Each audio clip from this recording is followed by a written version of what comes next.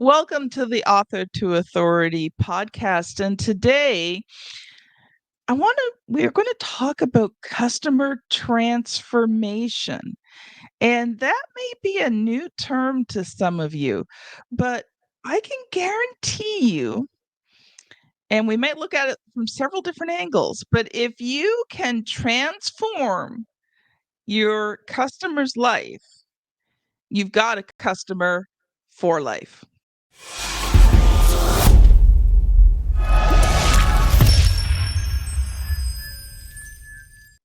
I want to welcome Chris Hood.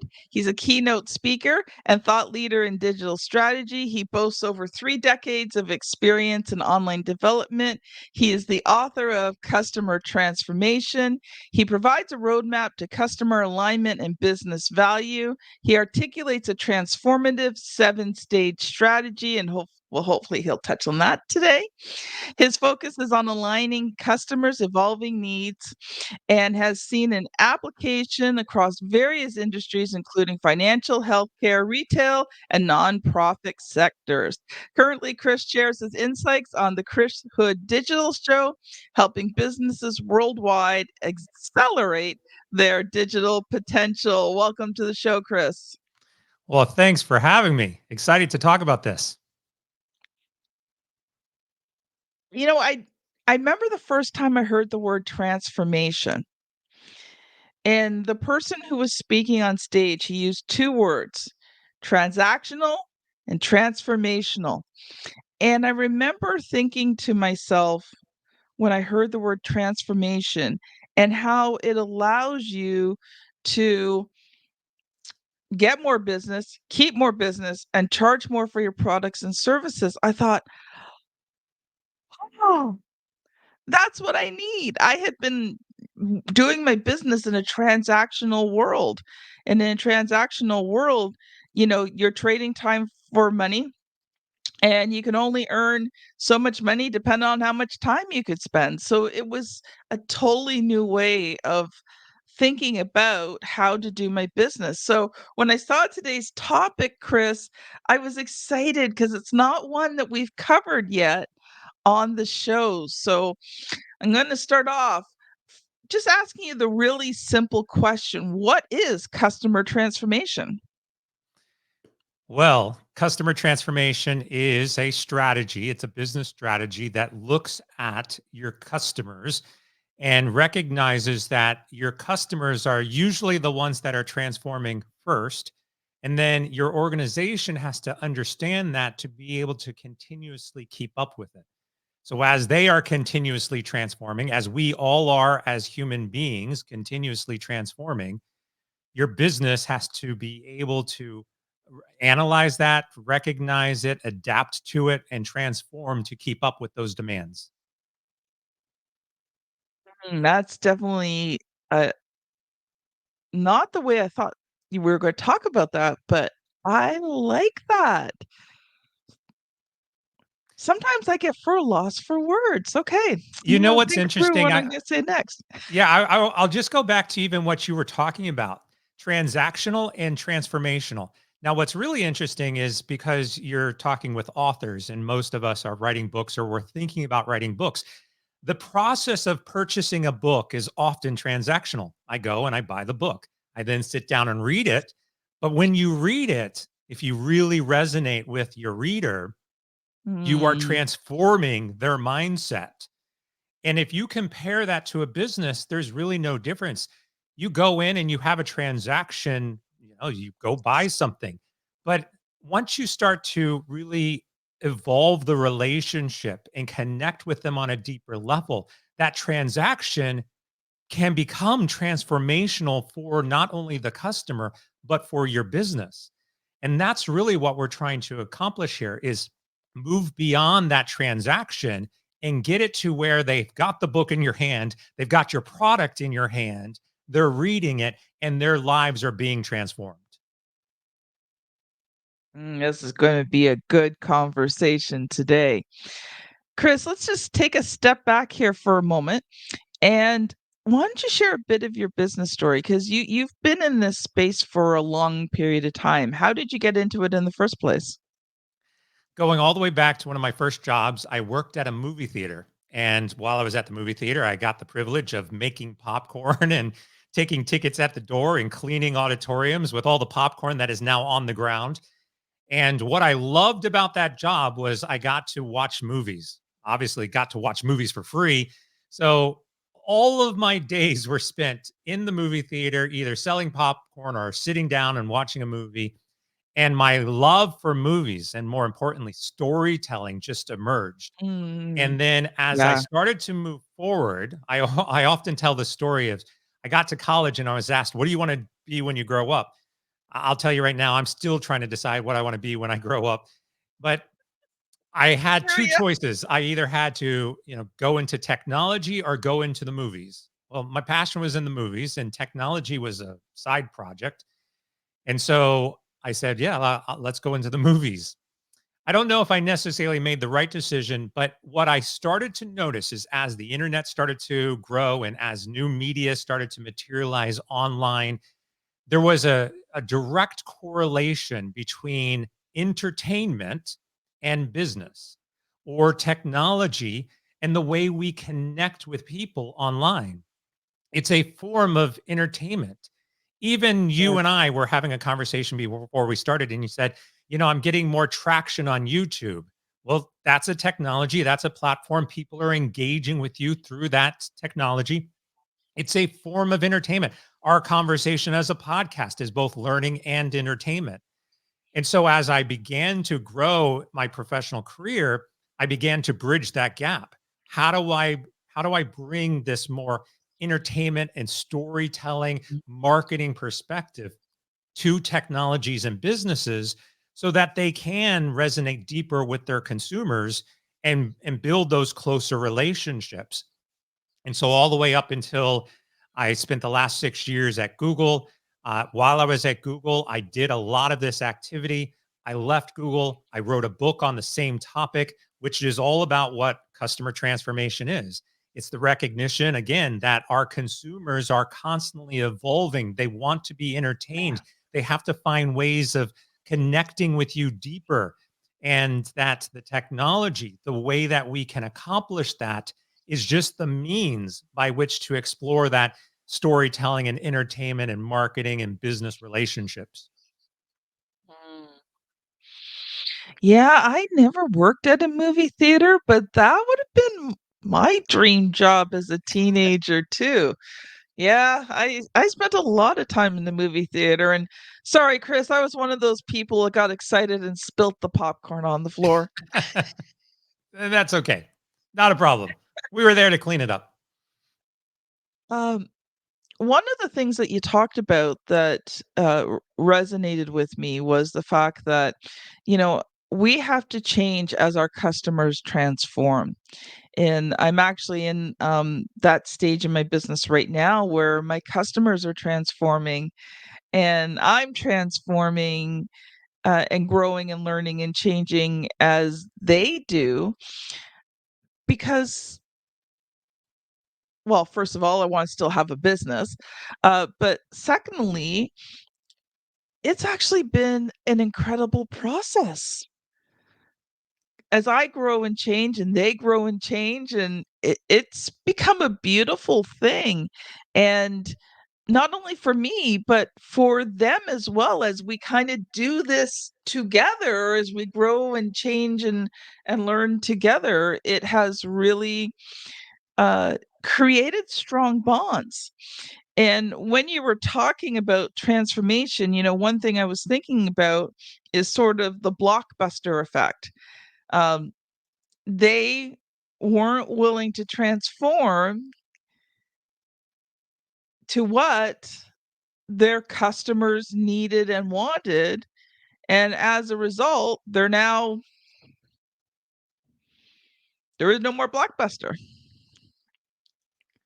Yeah, what's interesting about that case is that most people, if you really sat down and talked with them, say, well, Netflix, put Blockbuster out of business, right? It was the technology that actually put Blockbuster out of business. Actually, Netflix came in and offered to sell Netflix to Blockbuster for something like $50 million, and Blockbuster literally laughed them out of the room. And then later, obviously, through business and strategy, Netflix grew. But the reason Blockbuster went out of business was because they refused to listen to their customers. The customers had a demand to, uh, not go into the store. They didn't want late fees. Blockbuster was generating tens of millions of dollars annually in late fees. And I remember at one point I heard that the CEO came out and said, "No, no, our customers love coming in and paying late fees. It's part of the process, right?" But that in-store mentality, going to a brick and mortar and walking through the aisles, like I actually enjoyed doing that. But the consumer base at whole didn't want to do it anymore. And because they didn't listen directly to what their customers were telling them, they Yeah. ultimately went out of business. Yeah. Couldn't agree more. Couldn't agree more. Though I didn't know that Netflix had offered themselves to Blockbuster. That is very interesting. Chris, I wanna go into the 7 stages because I know that you've come prepared to talk about that 7-stage strategy, and so I'm gonna let you loose a bit to share about that, and then we'll talk about it. Yeah, I'll go through the 7 stages real quick. So, number one is, as you would expect, customer. Like, you have to start with your customer no matter what.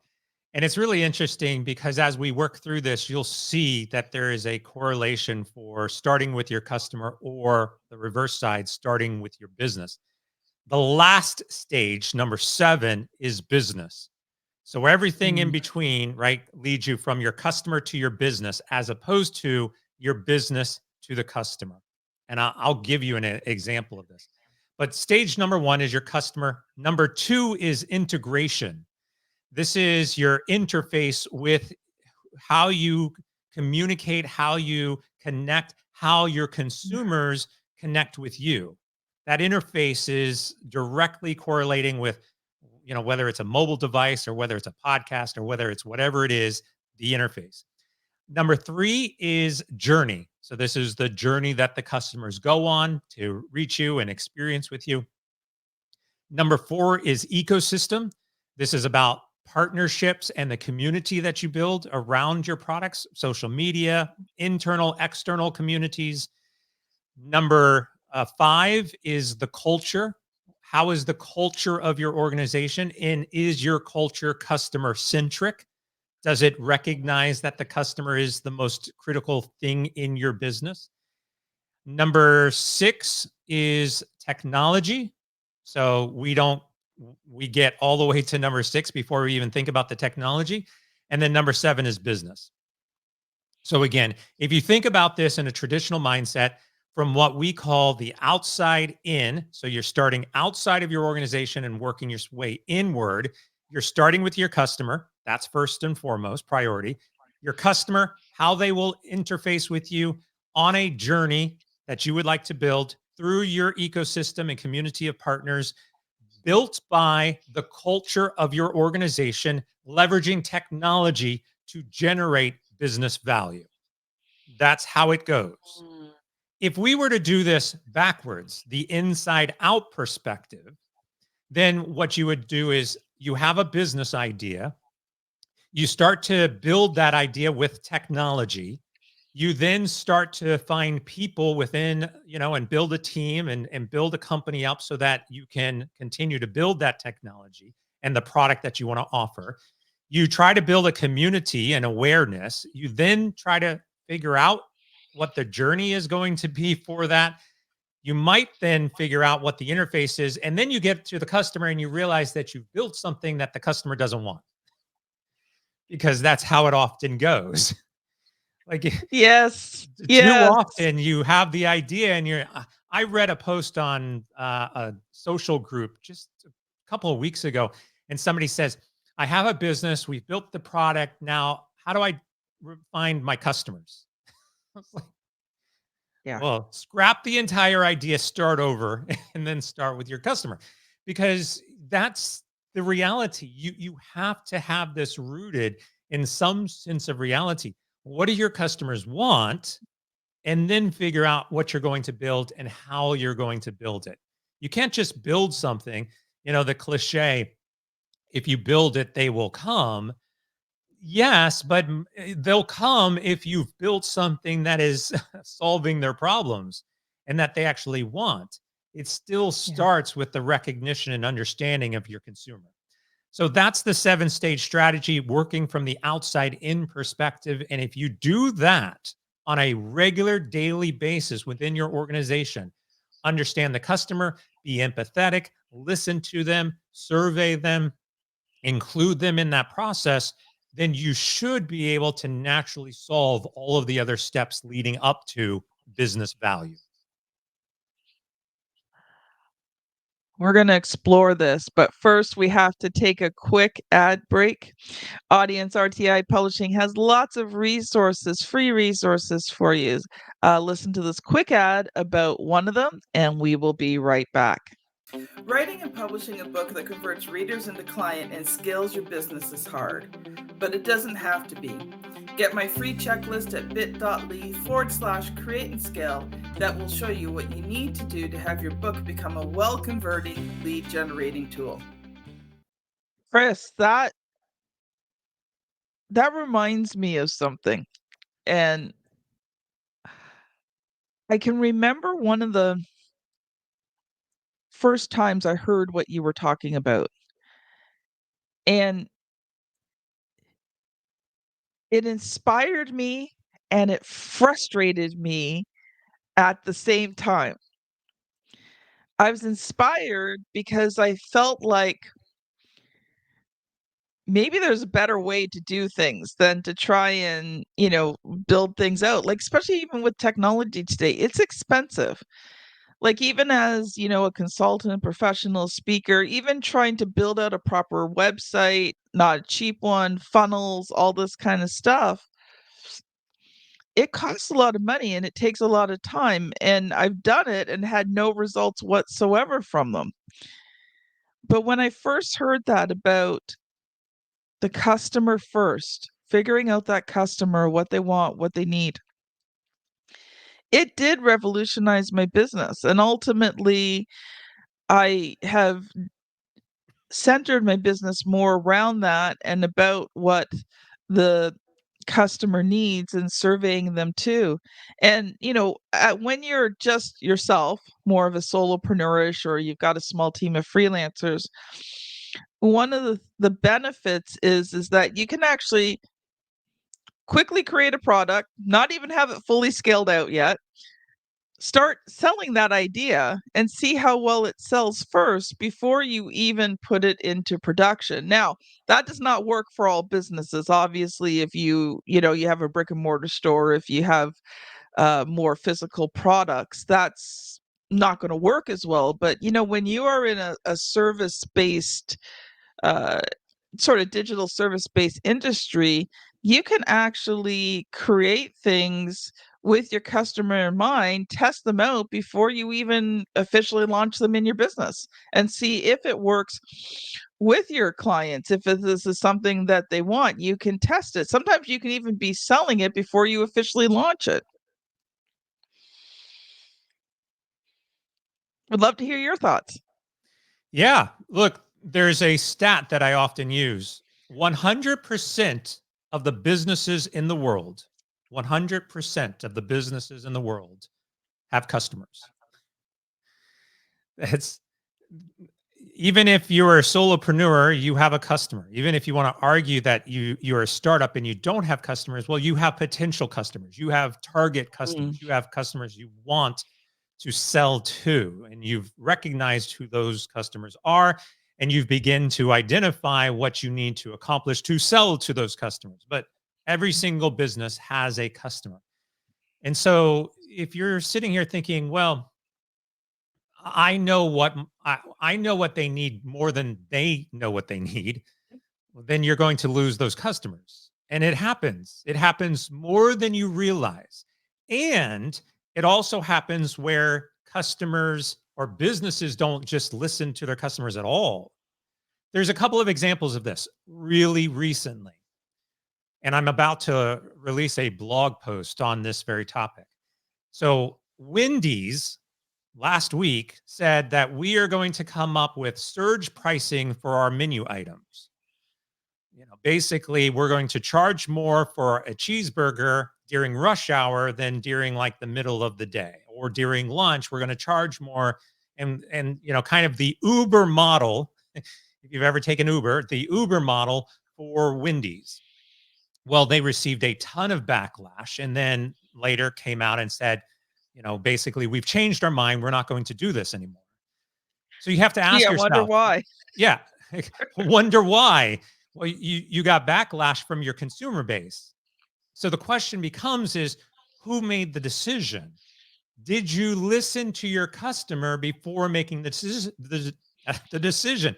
All of this could have been avoided simply by having the conversation with the customer first, and then you would have learned that this isn't going to go well.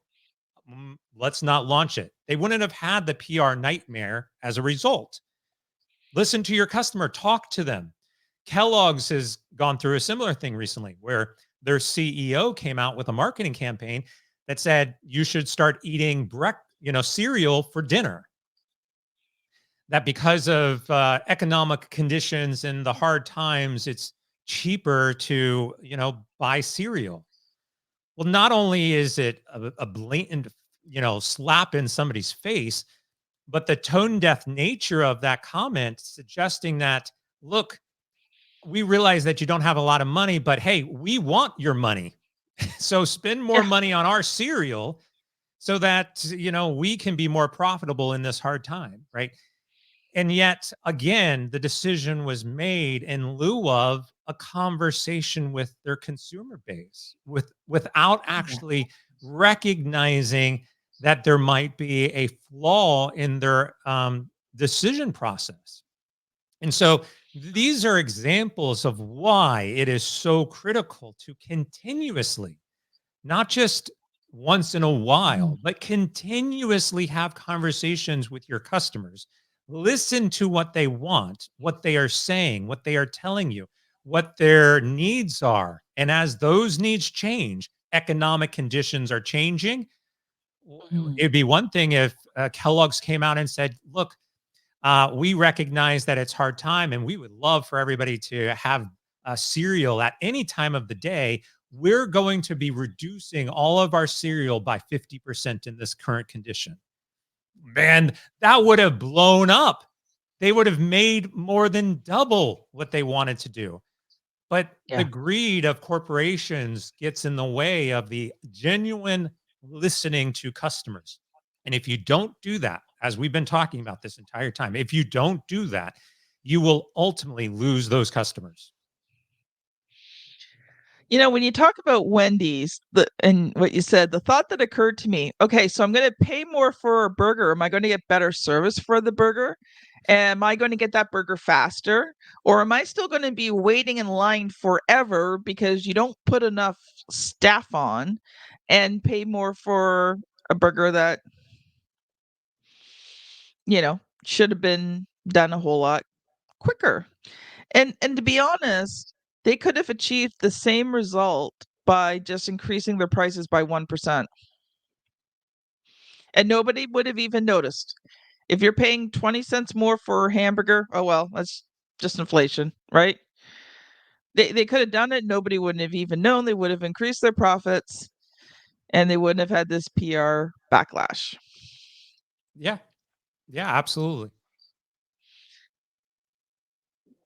You know, you talked about sort of the greed of these companies, and to me, it's almost like arrogance to think that, they're so much better than us that they can just do whatever and we're going to accept it and go, oh, okay, your products so much, can't live without your products. Well, raw. I like Wendy's. Eat at Wendy's. It's not I just, cannot eat at Wendy's. yeah. It's not just the arrogance. I totally agree with you. But there's this level of what we call bias that's included in it, you know. Mm. And I think what happens is you get to these executive levels and again, they just believe they know what to do. They believe they know what's right. A lot of time it's their own opinion and they want to, explore their own opinion. I think the surge pricing is going to be awesome. Everybody would love this. They do it with Uber, so of course they'll do it with us. And I'm an executive, and it's my biased opinion, so I'm going to do it. Yeah. And again, we've seen this happen across a lot of other companies over the last couple of years. That bias gets in the way, and then everything just goes out the door. You've got to be able to remove that. You've got to be able to actually look at the data. You've got to say, look, 9 out of 10 people don't eat cereal for dinner. So if 9 out of 10 of our customers don't eat cereal for dinner, then why are we going to go and try to promote this? Right. So that's the data that has to be rooted in your decision making, along with the continuous customer feedback. Customer feedback provides data. Data allows you to make decisions, remove the bias from the equation. And ego and arrogance is all generated from that biased opinion.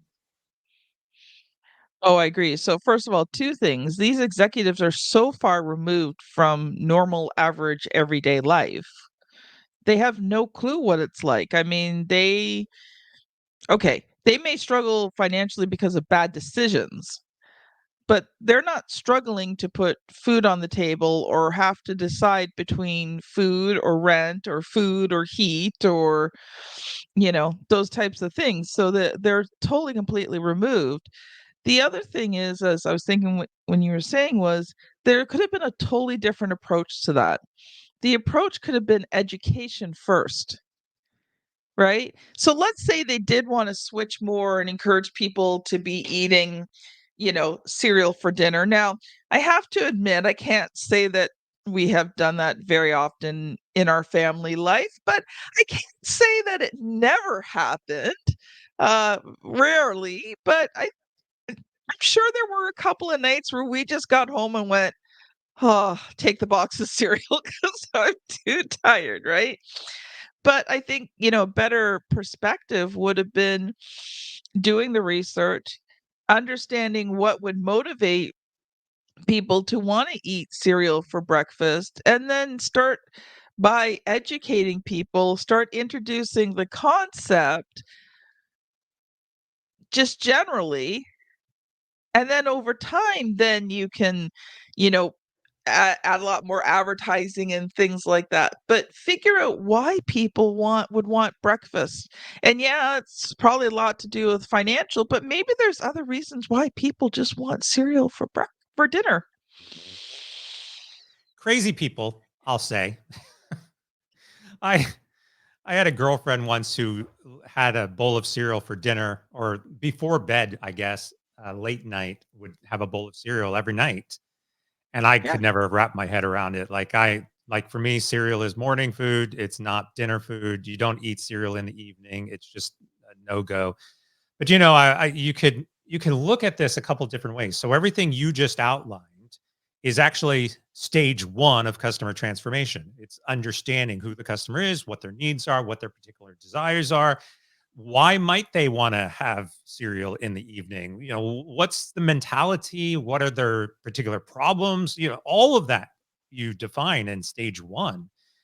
But what's a comparison to this would be like Rice Krispies. Now, Rice Krispies is really interesting because you might go and buy Rice Krispies not just for cereal, but for Rice Krispie treats. Make a dessert out of it. If Kellogg came and started Oh, offering some sort of alternative thing to use cereal for dinner, now you've become really interesting. Create some viral concoctions that you would find on TikTok. Like, have you ever tried cornflakes on chicken? Right? Like, I mean, that's a thing. People are doing it. So you could start to introduce alternative recipes or ways to reduce the cost by leveraging cereal in your meal planning, which would become a lot more interesting and a lot more viable for a lot of people. But that's Yeah. again the example of what is the problem? What are you trying to solve? And then offer a solution for them, as opposed to simply offering a marketing campaign that's benefiting you by trying to sell more. Yeah. I'm going to share a funny story about Rice Krispie Squares. So we had a group of kids. Well, we didn't. One of the churches in town had a group of kids come up from Brazil and they were performing and doing different things. The couple that was taking care of them got sick. And so these kids ended up spending a day at our place. While the wife was in emergency, they were just dealing with stuff. And we didn't have a lot of food in the house, and we lived half an hour away from the closest store. So we looked at what we had, and we had Rice Krispies, and we had marshmallows and butter. So I thought, oh, we'll make them Rice Krispie squares. They're going to love this. Well, so you make up this pan, and we're expecting them to dive into these Rice Krispie squares, and they're all kind of looking at it like really strange, and they're kind of like, "What's this bland looking thing?" Right? And of course, they speak Spanish, we speak English, so there's only one person who speaks both language. So we're trying to explain to this person. The thing is, they didn't even know what marshmallows were. So you try to explain marshmallows, and then so finally we just said to them, listen, take this little piece and try it. Right. And the kid finally said, okay, I'll try it. Well, he took one piece, his mouth started moving so fast, and the pan was gone in like 3 seconds. Yeah, I love it. A- Anyway, that's my funny Brazilian Rice Krispie Square story. We've got a few minutes left there, Chris. I do want to just switch to your book there, so let's quickly go over that. In about a minute or so, talk about your book, Customer Transformation, and then I'm going to ask you the question I ask every single author who comes on the show. Yeah. So customer transformation is the 7-stage strategy, just as we've been talking about so far today. And in the book, I outline each stage, all 7 stages. There's actually 2 chapters for each stage. It's filled with tons of case studies from Disney and Pepsi, and I'm sure McDonald's is probably in there, like tons of different companies where they demonstrated different elements of each of those stages. And then I also provide an action plan for each stage so that you can begin to go through it yourself and execute on it, a set of questions to ask you and your business and your stakeholders so that you can begin to implement each of those stages. So it's a great book. It's available everywhere. So customer transformation, there it is if you want to find it. If you're listening to this, Chris just held up the cover of his book, and it was really quite amusing. So you're going to have to go on Amazon and look for it. Chris, so the question: what was the good, the bad, and the ugly about writing, editing, and publishing that book? Let's see. The good was I finished it. I think I that's get that something one a that we lot. all can say is like, hey, wow, I've got it in my hand. It's an actual book. That's cool. That's always fun. The bad, honestly, I wouldn't say that there was too much bad for me in this experience. The quick story was that I left Google last year, and then really the next day said, I should write a book. And then I sat down. A lot of it I already had in my head, the stories, the case studies, everything that I wanted to really focus on. Even the framework was pretty much already developed. I just needed to sit down and write it. So I started a Mm. process of writing a chapter a week. So I went through. There's 14 chapters in here, and give or take 14 weeks, 15 weeks, I think, I was able to finish the entire book. The editing process was also, fairly harmless. I hired an external editor. I highly recommend anybody who's writing a book is to just go spend your money and hire a professional editor. It's going to come off a lot cleaner. There's a lot of things that were caught that I would have definitely have missed. So definitely go hire somebody, spend and invest the money in editing. That would be the best advice. But that process was fairly good, along the way as well. Um, Again, nothing really ugly, but what I would also say is that I learned a lot during the process. Um, Learning how to format, learning, structure, learning how to lay out, learning the publishing process, getting involved with, companies like Ingram Spark and Amazon Publishing. That process is probably the ugly part, like because you're dealing with third parties who are going to be printing and analyzing and improving and paying you for royalties and everything else. Uh, Both companies have their pros and cons. Both companies at the end of the day are pretty awful in the process, but you have to deal with it. So, the ugly part is the actual publishing side. But yeah, I spent a lot of time learning that because I was interested and curious about how it was done. And then actively went and started publishing some other books. So I've got a subset of customer transformation out there now, customer transformation specifically for nonprofits. So if you're running a Mhm. nonprofit organization, there is a version of this that will help you as well with additional case studies from several different nonprofits. But yeah, a lot of good, not so much bad. The ugly is definitely in the publishing. Yeah, one of the things I do personally at RTI Publishing, I mean, I've got a whole team of people who do stuff, but I personally upload every client's book to Amazon. And there was one day, 1/10 of an inch on the cover. Yeah, yeah, I was like, "Seriously?" It would not pass the book for 1/10 of an inch, and I had to go back to my designer, and that's not always an easy you would think it'd be easy, but it's not because sometimes those small numbers trying to just get it right. And I was like, "Oh, seriously, Amazon? Like, I just wanna throttle you today." But anyway, we got it fixed, we got it uploaded. We are over time. So, Chris, I won't have you do your final thought today, but I do wanna make sure that people can connect with you. So how can they do that?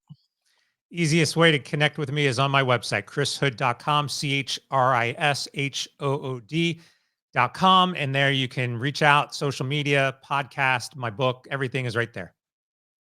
Awesome. Thank you so much, Chris. I have enjoyed today's conversation immensely. Audience, if you're wondering where to go next, I want to direct you to episode 460, which is how to create a six-figure business from a podcast. So if you're on YouTube, you know the routine. The thumbnail is here on the screen somewhere. If you're on your favorite podcast app, you are going to be scanning back about 30 episodes. Thank you so much, Chris, for being on the show today. Audience, have a great day, and we'll see you on the very next episode. Bye now.